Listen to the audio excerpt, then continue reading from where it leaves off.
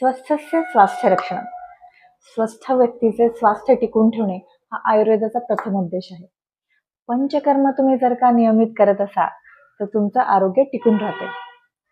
नमस्कार, मी डॉक्टर प्रज्ञा. आपण पंचकर्म या विषयावर बोलत होतो. सगळ्या रोगांवर पंचकर्मातील एखादा प्रकार उपयोगी ठरतो किंवा कधी कधी पंचकर्मातील सगळ्या कर्मांचा अवलंब यामध्ये करावा लागतो.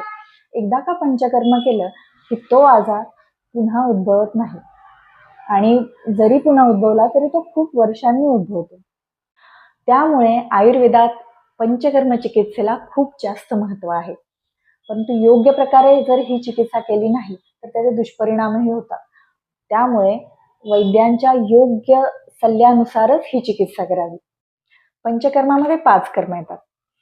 वमन. वमनामध्ये औषधी द्रव्य देऊन उलट्या करवल्या जातात. कफदोषासाठीचा हा विशेष उपक्रम आहे. दुसरा आहे विरेचन. विरेचनामध्ये रेचक औषधी दिल्या जातात.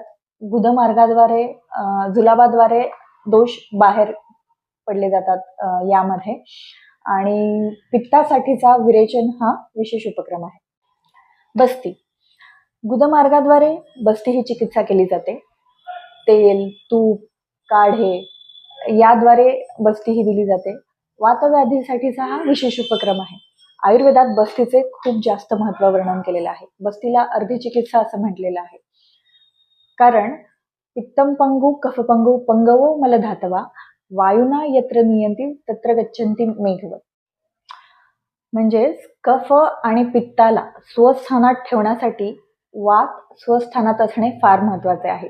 कारण कफ आणि पित्ताला वायू पूर्ण शरीरात फिरवत असतो. त्यामुळे वात हा स्वस्थानात असणे फार महत्वाचे आहे. त्यामुळे बस्तीला अर्धी चिकित्सा असं म्हटलेलं आहे.